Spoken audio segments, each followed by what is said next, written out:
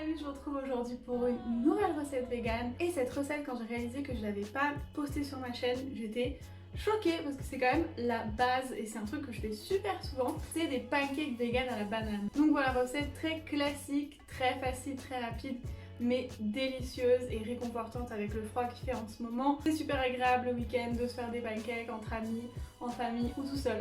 Donc je vous partage enfin ma recette de pancakes vegan à la banane. On va commencer par mélanger 180 ml de lait de soja à la vanille avec une cuillère à soupe de vinaigre de cidre pour en fait faire fermenter le lait et avoir des pancakes plus légers, plus moelleux. Pendant que notre mélange fermente, on va écraser une banane bien mûre avec une fourchette jusqu'à avoir une consistance plutôt liquide comme celle-ci.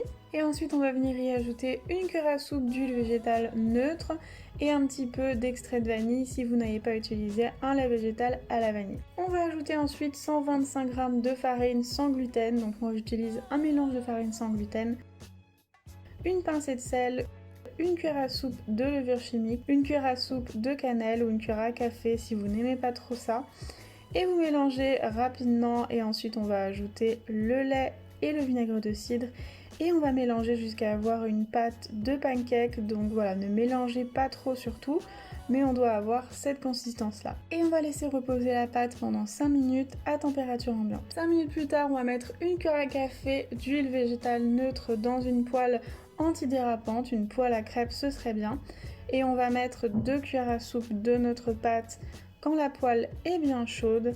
Et ne vous inquiétez pas, si vous faites comme moi et que vous en mettez un peu partout, si votre pâte est bien faite, ce sera très facile de rattraper les choses comme ceci. Donc voilà, on va attendre une petite minute qu'il y ait des bulles au-dessus du pancake et on va essayer aussi de le soulever, de le faire sauter. Donc s'il bouge, c'est bon. On peut le retourner, hop, et on va encore une fois laisser cuire une minute de l'autre côté. Et pareil, on fera le même test, on va essayer de le soulever et s'il bouge, c'est qu'il est cuit. Ensuite, je baisse à feu moyen pour le reste des pancakes pour qu'ils gardent une belle couleur. Et voilà, vous pouvez vraiment former, si vous êtes perfectionniste, le pancake sur ce côté-là. Mais après, quand vous le retournez, ce sera trop tard.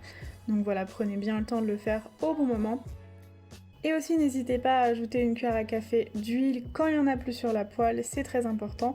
Moi j'en ajoute au bout de 3 pancakes, donc voilà, je ferai 6 pancakes avec cette pâte. Et voilà!